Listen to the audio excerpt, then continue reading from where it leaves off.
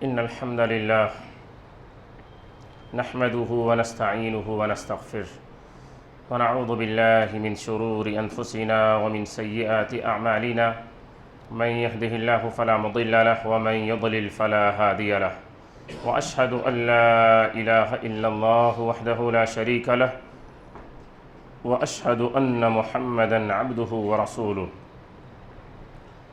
يا أيها الذين آمنوا اتقوا الله حق تقاته ولا تموتن إلا وأنتم مسلمون يا أيها الناس اتقوا ربكم الذي خلقكم من نفس واحدة وخلق منها زوجها وبث منهما رجالا كثيرا ونساء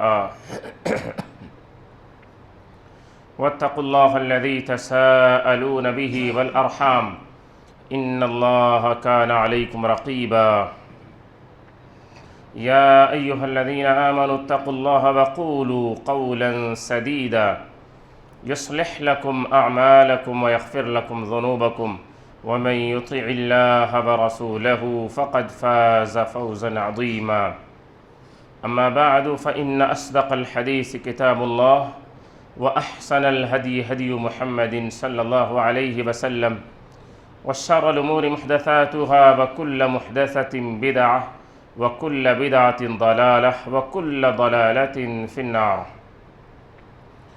فأعوذ بالله السميع العليم من الشيطان الرجيم من همزه ونفخه ونفسه ولقد خلقنا الإنسان ونعلم ما توسوس به نفسه ونحن أقرب إليه من حبل الوريد إذ يتلقى المتلقيان عن اليمين وعن الشمال قعيد ما يلفظ من قول إلا لديه رقيب عتيد وجاءت سكرة الموت بالحق ذلك ما كنت منه تحيد ونفخ في الصور ذلك يوم الوعيد وجاءت كل نفس معها سائق وشهيد لقد كنت في غفلة من هذا فكشفنا عنك غطاءك فبصرك اليوم حديد وقال قرينه هذا ما لدي عتيد ألقيا في جهنم كل كفار عنيد مناع للخير معتد مريب الذي جعل مع الله إلها آخر فألقياه في العذاب الشديد قال قرينه ربنا ما أطغيته ولكن كان في ضلال بعيد قال لا تختصموا لدي وقد قدمت إليكم بالوعيد ما يبدل القول لدي وما أنا بظلام للعبيد وقال تعالى أعوذ بالله من الشيطان الرجيم هو الذي بعث في الأميين رسولا منهم يتلو عليهم آياته ويزكيهم ويعلمهم الكتاب والحكمة وإن كانوا من قبل لفي ضلال مبين حاضرین جمعہ، پردہ نشین خواتین، اللہ عز و جل کے فضل اور اس کی توفیق سے ہم رسول کریم صلی اللہ علیہ وسلم کی سیرت اور آپ کی زندگی کے حالات کو سلسلہ وار اور ترتیب وار گزشتہ کئی مہینوں سے سن رہے ہیں۔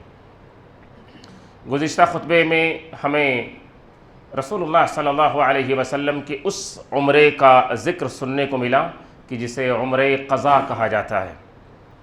جب آپ نکلے عمرہ کرنے کے لیے سن 6 ہجری میں صلح حدیبیہ میں آپ کو روک دیا گیا صحابہ کے ساتھ اور مکہ میں داخل ہونے سے منع کر دیا گیا۔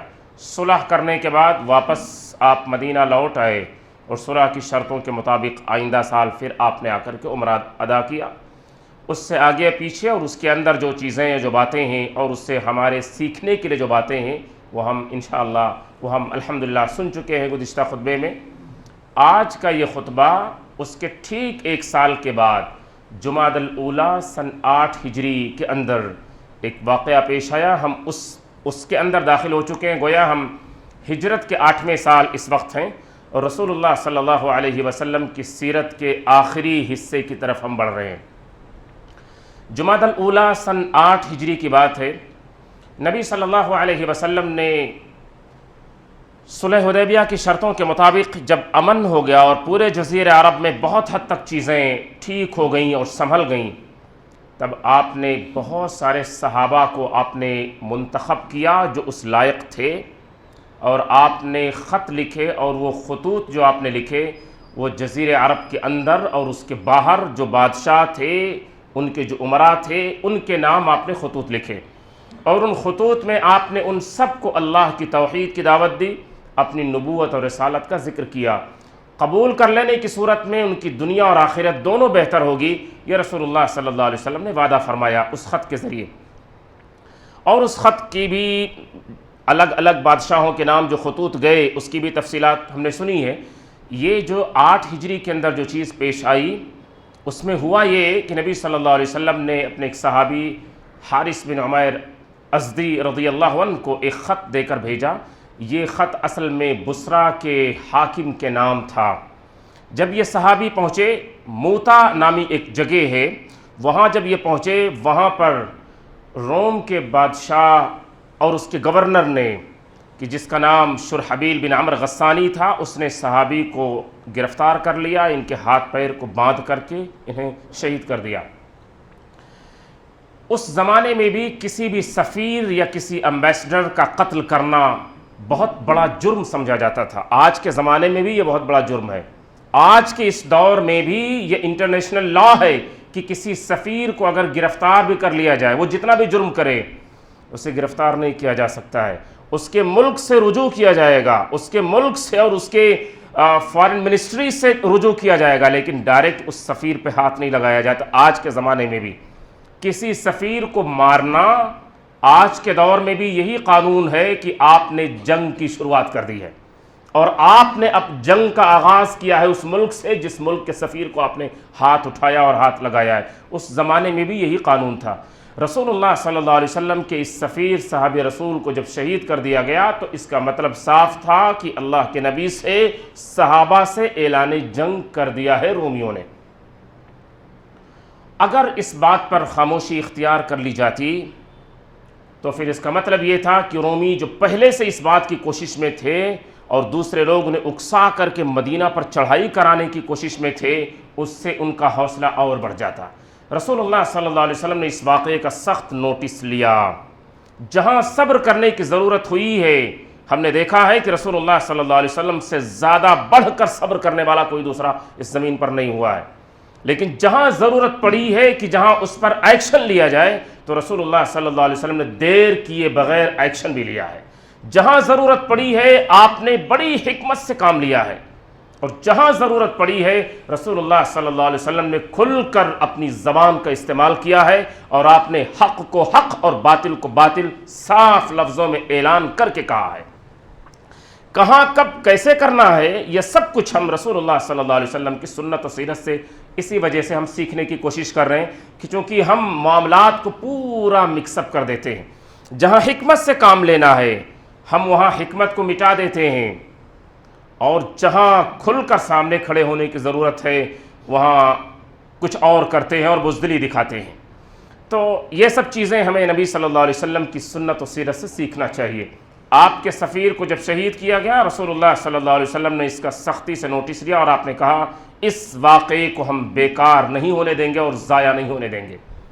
آپ نے صحابہ کے درمیان اس بات پر گفتگو کی، مشورہ کیا، اور آپ نے یہ فیصلہ فرمایا کہ 3000 کا لشکر اب نکلے گا یہاں سے اور رومیوں سے مقابلہ کرے گا، اور اسی سرزمین پر جا کر مقابلہ کرے گا کہ جس سرزمین پر آپ کے صحابی اور آپ کے سفیر کو شہید کیا گیا۔ نبی صلی اللہ علیہ وسلم نے یہ پہلا موقع تھا کہ آپ نے 3 صحابہ یا آپ نے 3 کمانڈروں کا نام ایک ساتھ لیا، اور آپ نے فرمایا کہ مقرر کیا کہ ان قتل زید فجعفر وان قتل جعفر فعبد اللہ بن رواحہ۔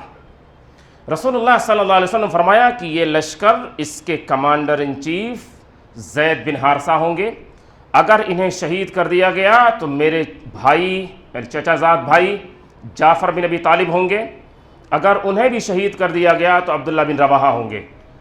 3 کا نام آپ نے پہلی بار لیا ہے، کبھی اس سے پہلے ایسا نہیں ہوا، آپ کسی ایک کو مقرر فرماتے تھے۔ اس میں بھی اس بات کا اشارہ تھا کہ واقعہ بہت خوفناک ہونے والا ہے اور مارکہ بڑا خطرناک ہونے والا ہے۔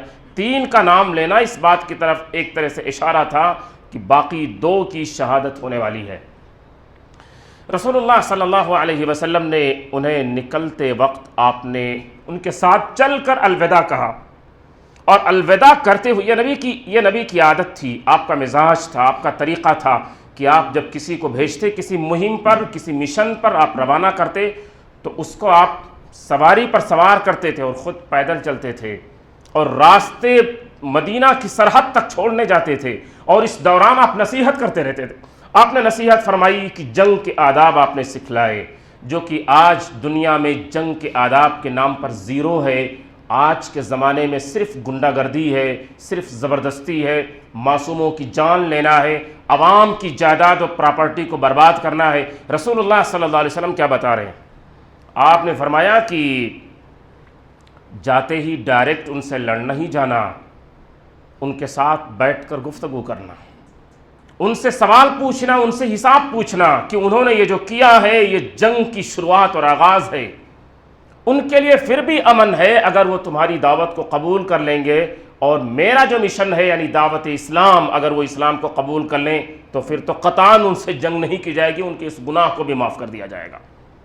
لیکن اگر انہوں نے نہیں مانی اور اپنی ہردرمی پر قائم رہے، تب پھر ان سے جنگ کا آغاز کرنا، اور جنگ کرنے کے لیے لازم ہے تمہارے لیے کہ کسی بچے پہ ہاتھ نہیں اٹھانا، کسی عورت پہ ہاتھ نہیں اٹھانا، کسی درخت کو نہیں کاٹنا، کسی عمارت کو نہیں گرانا، کسی ایسے شخص کو کہ جو مذہبی ہے، جس نے اپنے آپ کو دین کے لیے خاص کر لیا ہے، کس دین کا ہے اس سے کوئی مطلب نہیں، جو مذہبی ہے اور اپنے مذہب میں جا کر، خاص طور سے رومیوں سے مقابلہ تھا تو آپ نے واضح کیا، گرجا گھر یعنی چرچ میں اگر کوئی شخص بیٹھا ہوا عبادت میں ہے، اس کی عبادت کتنی صحیح کتنی غلط اس سے مطلب نہیں ہے، لیکن اس کو اس فتنے سے اور لڑائی سے اور لوگوں کا خون بہانے سے اسے کوئی لینا دینا نہیں، تو اس کے ساتھ چھیڑ چھاڑ نہیں کیا جائے گا۔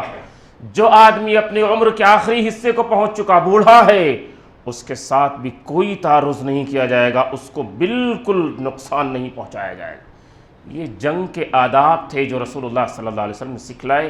یہی وجہ ہے کہ نبی کی زندگی میں جتنی بھی جنگیں ہوئی ہیں، تمام جنگوں کی کیزولٹیز کو آپ دیکھ لیں اور شمار کر لیں، کتنے لوگوں کی موتیں ہوئی ہیں اور کتنے زخمی ہوئے ہیں۔ آج چھوٹی سی جھڑپ میں اس سے کئی گنا لوگ مارے جاتے ہیں، ٹوٹل جتنی ہوئی ہیں اس سے کئی گنا زیادہ چھوٹی چھوٹی جنگوں میں لوگوں نے اپنی جانیں گنوا دی ہیں، وہ بھی اصل فگر اگر سامنے آئے تب، ورنہ جو ہے اصل کچھ ہے اور دکھایا اور بتایا کچھ اور جاتا ہے۔ یہاں سے صحابہ یہ نکلے اور موتا کے مقام پر، یہ موتا کون سی جگہ ہے؟ یہ موتا اردن میں موجود ہے، جسے جارڈن کہتے ہیں۔ وہاں پر ایک جگہ ہے، کرک نامی ایک علاقہ ہے، اسی علاقے میں یہ جگہ پڑتی ہے، ایک میدان پڑتا ہے موتا، اسی جگہ صحابی رسول کو شہید کیا گیا تھا اور اسی جگہ یہ غزوہ پیش آیا تھا۔ یہ موتا بالکل آپ کو فلسطین سے بھی بالکل قریب ہے، ویسٹ بینک سے 50 سے 60 کلومیٹر کی ہی دوری پر ہے۔ مدینہ سے یہاں اردن میں اتنا لمبا سفر طے کر کے صحابہ پہنچے تھے، 3000 کی تعداد میں تھے، 3000۔ رومیوں کا جو لشکر ان سے مقابلہ کرنے کے لیے سامنے موجود تھا، اس کی تعداد تھی 2 لاکھ۔ کوئی مقابلہ ہی نہیں ہے، 2 لاکھ یہ 3000۔ صحابہ کو تھوڑی دیر کے لیے پشو پیش ہوا کہ ہمیں کیا کرنا چاہیے، انتظار کرنا چاہیے، رسول اللہ صلی اللہ علیہ وسلم سے کوئی حکم، آپ سے یہ سارے حالات بتا کر کے ایک نیا حکم آپ سے آنے کے لیے انتظار کرنا چاہیے یا کیا کرنا چاہیے۔ بہرحال اس میں بھی کافی وقت لگ سکتا تھا کہ وہاں سے اردن سے مدینہ اور پھر مدینہ سے نبی کا حکم یہاں پہنچے، کافی وقت لگ سکتا تھا اور چیزیں تب تک بگڑ جاتی۔ اسی لیے بہرحال جنگ کی شروعات اور اس کا آغاز ہو گیا۔ 3000 2 لاکھ سے کے سامنے کھڑا ہو گیا، اور یہ بات واضح ہوئی کہ ہمیں رسول اللہ صلی اللہ علیہ وسلم کا حکم ملا ہے، تعداد کتنی ہے ہم اسے نہیں جانتے، ہماری مدد اللہ کی طرف سے ہوتی ہے، ہماری مدد تعداد کے کم و بیش ہونے پہ نہیں ہوتی ہے، ہم یہ نہیں جانتے ہیں۔ اور قرآن نے اس بات کو واضح کیا ہے کہ تعداد میں کم ہونا اللہ کی نظر میں اس کا کوئی معنی نہیں. اللہ کی نظر میں یہ دیکھا جائے گا کہ آپ حق پر ہیں یا نہیں, آپ نے عدل و انصاف کو قائم رکھا ہے یا نہیں, آپ کے اندر تقوی اور ایمان ہے یا نہیں. اس بنا پر اللہ عز و جل کی مدد آتی ہے, کوئی اور دوسری وجہ نہیں ہوتی ہے. رسول اللہ صلی اللہ علیہ وسلم کے اشارے کے مطابق چیزیں ٹھیک اسی طرح ہوتی چلی گئیں. زید بن حارثہ رضی اللہ عنہ جنگ کی شروعات میں پوری مردانگی کے ساتھ مقابلہ کیا, آخرکار شہید کر دیے گئے. نبی کے فرمان کے مطابق جعفر بن ابی طالب رضی اللہ عنہ کو فوراً سردار مقرر کیا گیا. انہوں نے جھنڈے کو اپنے ہاتھ میں تھاما, داہنے ہاتھ میں تھاما, اور لڑتے ہوئے ان کے بازو داہنے ہاتھ کو پورا کاٹ دیا گیا اور ایک زخم سے ان کا ہاتھ اڑ کے الگ ہو گیا. انہوں نے اس جھنڈے کو اٹھا کر اپنے بائیں ہاتھ میں تھاما, لڑتے لڑتے بایاں ہاتھ بھی ان کا شہید کر دیا گیا. اس کے بعد جھنڈا نیچے گر گیا اور پھر آخر میں انہیں بھی شہید کر دیا گیا. صحابہ خود کہتے ہیں کہ جنگ کے خاتمے کے بعد ہم نے دیکھا تو 90 سے زیادہ زخم لگے تھے جعفر رضی اللہ عنہ کے جسم پر, اور وہ سب سامنے کی طرف لگے تھے. اس بات کی دلیل ہے کہ انہوں نے مقابلے میں ذرا بھی پیٹھ دکھانے کی کوشش نہیں کی ہے اور آخری دم تک انہوں نے اپنے نبی کے فرمان کے مطابق اپنی جان کو قربان کیا ہے. پھر اس کے بعد عبداللہ بن رواحہ رضی اللہ عنہ کے ہاتھ میں وہ اسلامی جھنڈا آیا, آخرکار یہ بھی شہید ہو گئے. ایک وقت کے بعد تینوں سپہ سالاران ایک کے بعد ایک نبی کے فرمان کے مطابق لڑتے ہوئے جام شہادت نوش کر گئے. ایک صحابی نے کہا کہ اب ہمیں اپنے میں سے کسی اور آدمی کو, چوتھے آدمی کو مقرر کر لینا چاہیے. سب کی نگاہیں خالد بن ولید رضی اللہ عنہ کے اوپر پڑی. وہ تیار نہ تھے, لیکن لوگوں نے اصرار کیا کہ سوائے آپ کے کوئی دوسرا حق نہیں رکھتا ہے, آپ اس ذمہ داری کو سنبھالیں. انہوں نے بہرحال اس ذمہ داری کو سنبھالا. سنبھالتے ہی انہیں یہ محسوس ہوا کہ ہم 3000 اور سامنے 2 لاکھ کتنا لڑیں گے اور کب تک لڑیں گے اور کب تک انہیں پسپا کریں گے, یہ تو بہت مشکل مرحلہ ہوگا ہمارے لیے. انہیں ایک تدبیر سوجھی کہ کسی طرح ہم اپنی تعداد کو اور اپنے لوگوں کو یہاں سے سنبھال کر اور بچا کر حفاظت سے نکال لے جائیں. اس سے بڑی فتح ہے اور اس سے بڑی کامیابی کوئی دوسری نہیں ہو سکتی ہے. انہیں یہ پلان, یہ سجھائی دی اور انہوں نے اس پر عمل کیا. یہ جنگ کی حکمت عملی یا اس کی اسٹریٹجیز ہوتی ہیں جو اللہ عز و جل بعض لوگوں کے ذہنوں میں دیتے ہیں.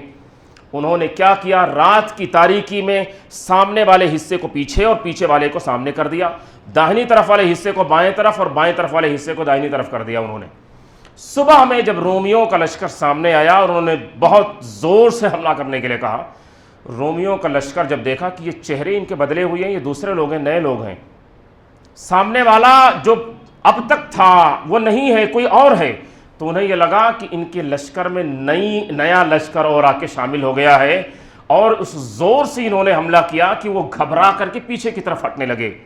اور یہی چیز خالد بن ولید چاہ رہے تھے کہ وہ تھوڑا سا ہم انہیں پیچھے ڈھکیل دیں اور اس کے بعد اپنے لشکر کو سنبھال کر حفاظت سے باہر نکالنا ہے.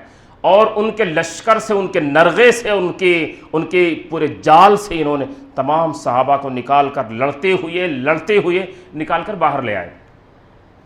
رسول اللہ صلی اللہ علیہ وسلم کو ان سارے حالات کی خبر ہو چکی تھی مدینہ میں. وحی کے ذریعے اللہ رب العالمین نے نبی کو بتلا دیا. نبی صلی اللہ علیہ وسلم نے صحابہ کے درمیان گفتگو کی اور آپ نے کہا کہ میں نے زید بن حارثہ کو اپنا کمانڈر مقرر کیا تھا, شہید کر دیے گئے. جعفر بن ابی طالب شہید کر دیے گئے. عبداللہ بن رواحہ شہید کر دیے گئے. رسول اللہ صلی اللہ علیہ وسلم خبر دے رہے ہیں مدینہ میں, اور ابھی یہ لوگ وہیں پر ہیں. اتنا لمبا فاصلہ آپ نے خبر دی اور آپ نے کہا. اس کے بعد اللہ عز و جل نے اپنے بندوں میں سے ایک بندے کے ہاتھ میں مسلمانوں کی قیادت سونپ دی, اور اس کو اللہ کے نبی صلی اللہ علیہ وسلم نے کہا سیف اللہ ہے, وہ سیف اللہ یعنی اللہ کی تلوار. اور یہیں سے خالد بن ولید رضی اللہ عنہ کا لقب سیف اللہ پڑا, ان کا لقب سیف اللہ, اللہ کی تلوار. اس کے بعد اس سیف اللہ نے مسلمانوں کے لشکر کو بہت اچھی طرح سنبھال کر باہر نکال لیا اور انہیں شکست دے کر کے باہر نکال لیا, سامنے والوں کو ہرا کے باہر نکال لیا کہ وہ آئندہ کبھی ہم پر حملہ کرنے کے بارے میں سوچ بھی نہیں سکتے ہیں. ادھر خالد بن ولید رضی اللہ عنہ کہتے ہیں کہ میرے ہاتھ سے اس دن 9 تلواریں ٹوٹ گئیں، اس قدر میں لڑا تھا۔ آخر میں میرے ہاتھ میں ایک یمنی تلوار جو بہت بیکار قسم کی تھی وہ میرے ہاتھ میں بچی تھی، 9 ٹوٹ گئی تھیں۔ اس سے آپ اندازہ کر لیں کہ سامنے والوں کا کتنا نقصان ہوا ہوگا۔ ادھر مسلمانوں کی طرف سے کتنے لوگ شہید ہوئے؟ 2 لاکھ کے لشکر کے مقابلے میں 9 لوگ۔ ان 3 سپہ سالاروں کے ساتھ صرف 9 لوگ، بعض مورخین نے لکھا ہے کہ 10 یا 12 تھے۔ بہرحال اگر آپ 9 یا اس سے بڑھ کر 12 کی تعداد کو بھی دے لیں تو بھی لگتا ہے کہ جنگوں میں، اتنی بڑی بڑی جنگوں میں بھی لوگوں کے مرنے کی یا لوگوں کے نقصان ہونے کی اور کیزولٹیز کی یہی حالت تھی۔ رسول اللہ صلی اللہ علیہ وسلم کی یہ صحابہ وہاں سے بحفاظت مدینہ کی طرف آ رہے ہیں۔ نبی صلی اللہ علیہ وسلم مدینہ میں اپنے چچا زاد بھائی جعفر رضی اللہ عنہ کے گھر گئے۔ جعفر رضی اللہ عنہ کے گھر جا کر کہتے ہیں کہ میرے بھتیجوں کو میرے سامنے لاؤ۔ جب جعفر کے بچے نبی کے سامنے آئے تو نبی نے ان کو قریب کیا، بوسہ دیا، چوما۔ ان کی بیوی اسماء بنت عمیس کہتی ہیں کہ اے اللہ کے نبی، جنگ کی کیا خبر ہے؟ جعفر کی بیوی، جنگ کی کیا خبر ہے؟ رسول اللہ صلی اللہ علیہ وسلم نے فرمایا اصیبوا ھذا اليوم، جنگ کی خبر یہ ہے کہ آج یہ سب لوگ شہید کر دیے گئے ہیں، ان میں آپ کے شوہر جعفر بھی ہیں۔ یہ سنتے ہی اسماء بنت عمیس رونے لگی۔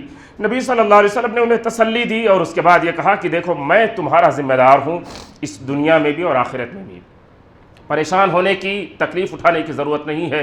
پھر رسول اللہ صلی اللہ علیہ وسلم آئے اور آپ نے صحابہ سے کہا کہ جعفر کے گھر والوں کو کھانا پہنچاؤ کہ آج وہ سخت مصیبت اور پریشانی میں ہے۔ جس کے گھر میت ہو اس کے گھر کھانا پہنچانے کی بات یہیں سے آئی ہے اور اسی حدیث سے لی گئی ہے اور اسی حدیث سے دلیل لی جاتی ہے، اور اسی حدیث پر عمل کرتے ہوئے ہم لوگ یہ سنت ادا کرتے ہیں اور اس سنت پر عمل کرتے ہیں کہ جس کے گھر وفات ہو گئی ہو اس گھر کے لوگ غم میں اور پریشانی کے شکار ہوتے ہیں، ہم ان کے گھر کھانا پہنچاتے ہیں اور ان کے گھر کھانا پہنچانا چاہیے۔ 3 دن تک نبی صلی اللہ علیہ وسلم نے ایسا کیا۔ لیکن یہاں ہماری کلچر میں ایک چیز ہے کہ جس کو بدلنے کی، جس کو درست کرنے کی اور ٹھیک کرنے کی ضرورت ہے ہمیں۔ ہم لوگ یہاں، ہم سب لوگ یہ دیکھتے ہیں کہ جس کے گھر میں وفات ہوتی ہے اس کی ذمہ داری یہ ہے کہ اس کا کسی عزیز کا انتقال ہوا ہے، وہ اس کے تجہیز و تکفین اور ان کی ذمہ داریوں میں وہ لگا ہے، غم سے نڈھال ہے۔ رشتہ داروں کے لیے بریانی بھی پکوانا اسی کی ذمہ داری ہے، ٹینٹ لگا کر رشتہ داروں کے لیے بریانی پکوانا بھی، دیگیں چڑھوانا بھی اسی کی ذمہ داری ہے۔ یہ کون سا کلچر ہے کہ جس کو، یہ کون سی تہذیب ہے کہ جس کو ہم لوگوں نے اپنایا اور جس کو لیے آگے بڑھ رہے ہیں؟ حکم یہ ہے کہ دوسرے لوگ جو ان کے رشتہ دار ہیں، جو ان کے پڑوسی ہیں، جو ان کے احباب ہیں، دوست ہیں، وہ لوگ ان کے ساتھ کھڑے ہو جائیں، ان کی مدد کے لیے، ان کی مصیبت میں کھڑے ہو جائیں۔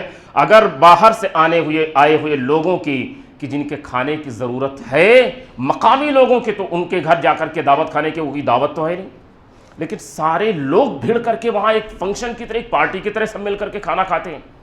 کچھ بہت قریبی لوگ ان کے گھر میں بیٹھ کر ان کی ڈھارس بندھانے کے لیے اگر ان کے ساتھ کھاتے ہیں، گھر میں عورتیں یا جو ان کے بہت عزیز اور قریبی ہیں، تو کوئی برا نہیں ہے۔ لیکن عام دعوت کی طرح سارے لوگوں کو باہر آ کر ٹینٹ کے نیچے کھڑے ہو کر دعوتیں کھانا، یہ چیز ایسی ہے کہ جس کو ہمیں ٹھیک کرنے اور درست کرنے کی، بلکہ اس کو ختم کرنے کی ضرورت ہے۔ دوسرے لوگوں کو یہ انتظام کرنی چاہیے، ان کو یہ ذمہ داری سنبھالنی چاہیے، یہ ہمارا اخلاقی اور دینی فریضہ ہے۔ پھر اس کے بعد رسول اللہ صلی اللہ علیہ وسلم نے صحابہ کے درمیان یہ اخلاقی تعلیم دی کہ جو یتیم ہیں ان کی خبرگیری کی جائے، ان کے ساتھ محبت اور اخلاق سے پیش آیا جائے، جو عورتیں بیوہ ہوئی ہیں ان عورتوں کا انتظام کیا جائے۔ ان عورتوں کے انتظام کی ایک شکل یہیں پر آپ جنگ موتا میں دیکھ لیں، اور یہی جعفر رضی اللہ عنہ، ان کی بیوی اسماء بنت عمیس رضی اللہ عنہ بہت باکمال خاتون ہیں، یہ بیوہ ہوئیں۔ ان کی عدت گزرنے کے بعد کیا ہوا؟ ابو بکر صدیق رضی اللہ عنہ نے، ابو بکر صدیق عام آدمی نہیں، سب سے اونچے درجے کا آدمی انبیاء کے بعد، ابو بکر صدیق رضی اللہ عنہ نے ان کو نکاح کا پیغام بھیجا، اور اسماء بنت عمیس اب ابو بکر رضی اللہ عنہ کی بیوی بن گئیں۔ ابو بکر صدیق رضی اللہ عنہ کی وفات ہو گئی، اس کے بعد اسماء سے نکاح علی رضی اللہ عنہ نے کیا، اور علی سے پہلے ابو بکر کی وہ بیوی تھیں، اور ابو بکر سے پہلے جعفر کی بیوی تھیں، اور جعفر اور علی دونوں کون ہیں؟ سگے بھائی ہیں۔ دونوں سگے بھائی ہیں، تو یہاں اب شریعت ایسے ہے، اتنی آسان، اتنا بہتر، اتنا پرسکون، اور نظم و نسق کا یہ طریقہ ہے کہ ہم کسی کو بے یار و مددگار اپنے معاشرے میں نہیں چھوڑتے ہیں۔ مہینے مہینے چند پیسے پہنچا دینا وہ کافی نہیں ہوتا ہے، چھت کا انتظام اور ایک ذمہ دار اور ایک خبرگیری کرنے والے کی ضرورت ہوتی ہے، اس طرف معاشرہ اور سوسائٹی دھیان نہیں دیتا ہے۔ بہرحال ہمیں رسول اللہ صلی اللہ علیہ وسلم کی سنتوں سے بہت اچھی طرح سے تمام چیزوں کو سیکھنے کی ضرورت ہوتی ہے، اور تمام چیزوں پر سچائی کے ساتھ، کھلے دل سے، نیک نیتی کے ساتھ، یقین اور ایمان کے ساتھ، اللہ سے اور اپنے رب سے اجر و ثواب کی امید رکھتے ہوئے نیکی اور خیر کے جتنے بھی کام معاشرے کی ضرورت ہے وہ کرنا چاہیے۔ جس کو جس چیز کی ضرورت ہے اور ہم سے وہ ضرورت ہو سکتی ہے پوری، تو ہمیں اس میں پیچھے نہیں رہنا چاہیے، کہ اگر ہم واللہ فی عون العبد ما کان العبد فی عون اخیہ، ہمیں نبی صلی اللہ علیہ وسلم کی سیرت سے یہ سیکھنے کو ملتی ہے کہ جب تک بندہ اپنے بھائی کی مدد میں رہتا ہے تب تک اللہ ڈائریکٹ اس کی مدد فرماتے ہیں۔ اگر کوئی چاہتا ہو کہ اسے ڈائریکٹ اللہ کی مدد ملے تو اسے چاہیے کہ اس زمین پر موجود اللہ کے بندوں کی مدد کرے۔ اللہ سے دعا ہے کہ اللہ عز و جل ہم سب کو رسول اللہ صلی اللہ علیہ وسلم کی پاکیزہ سیرت سے سیکھنے کی، سمجھنے کی اور نصیحت حاصل کرنے کی توفیق عطا فرمائے۔ اللہ عز و جل ہمارے ایمان اور عقیدے کو بہتر فرمائے، ہمارے اخلاق اور معاملات کو بھی اللہ عز و جل درست فرما دے۔ اللہ عز و جل ہمارے ظاہر کو بھی بہتر کر دے، ہمارے باطن کو بھی بہتر کر دے۔ اللہ عز و جل پورے معاشرے اور پوری قوم کی مدد فرما، ہم سب کی خاص مدد فرما، جو ظلم ہے اس ظلم کا خاتمہ فرما، اور اے اللہ اس زمین پر موجود مظلوموں کی مدد فرما۔ اللہم منزل الکتاب و مجری السحاب وحازم الاحزاب اہزمہم وانصرنا علیہم، جو بیمار ہیں اللہ سب کو شفا نصیب فرما، جو اس دنیا سے رخصت ہو گئے سب کے گناہوں کو معاف فرما دے، ان کے اوپر رحمتیں نازل فرما اور انہیں کروٹ کروٹ جنت نصیب فرما۔ آمین۔ اقول قولی ھذا واستغفر اللہ لی ولکم ولسائر المسلمین۔